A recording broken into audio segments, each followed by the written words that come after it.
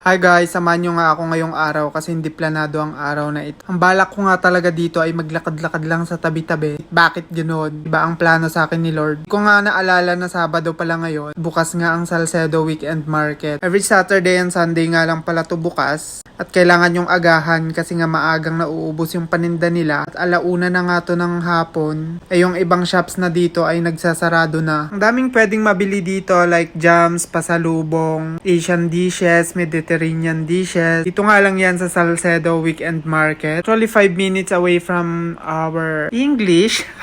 5 minutes lang siya sa tinutuluyan ko. So, tignan yung outfit ko para akong may sakit. Pero wala akong sakit guys. Kasi nga comfy outfit lang dapat. Kasi nga maglalakad lang naman dapat ako. Pero bakit ganito?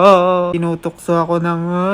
Medyo pricey nga yung mga presyo nila dito for me. Yung mga food nga nila dito ranges from 200 to 400. Pero may mga juices naman like 50, 60. Kaya na-intriga nga ako dito sa nachos. Mediterranean dish siya. And may pa free taste sila bago ka bumili. And nung tinikman ko yung free taste like legit. Sarap nung sauces and the chip.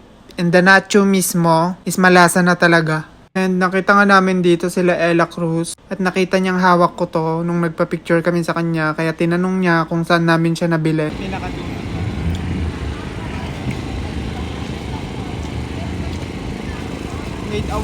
Made out of pitas.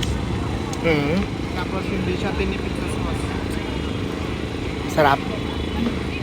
Wow. Malasa siya compared sa nachos na nabibili sa labas. And we have beer melon. Mukha lang siyang walang lasa pero masarap siya. Yung nacho nila is made out of pita bread na hinati-hati tapos frinay. Kaya malasa talaga siya. And the sauces are so good at hindi siya tinipid. Diba pag bumibili tayo sa cafes or resto ng nachos, meron siyang giniling na amoy putok. Yung sauce nito from top to bottom meron. Hindi lang siya binudbud sa itaas. And okay na. So, the price is reasonable. 250 pesos siya. Pero pag naubos mo yan, sobrang busog mo na yan. Sabi ko, maglalakad ako sa Paayala Triangle para mabawasan naman yung fats and calories ko sa katawan. Bakit ganon? Ganto pa lang dadatnan ko dito.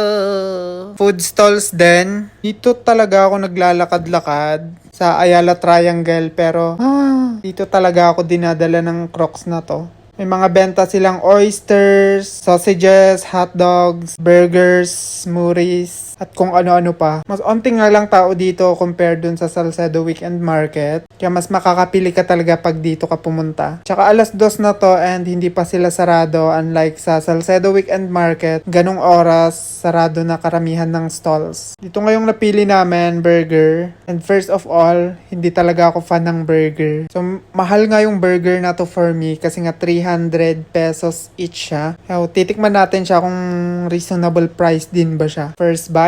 Nyam nyam nyam nyam nyam. So, the verdict is, sobrang lambot nung tinapay niya. The beef, it melts in the mouth.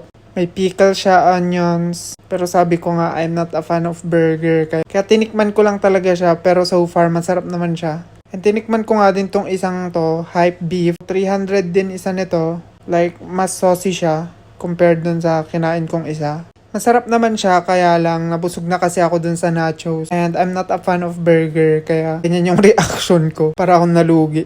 And for the finale is magkakapinga tayo kasi parang na food coma tayo dun sa nangyari. Anong nabawas sa atin today? Pera. Calories, nadagdagan.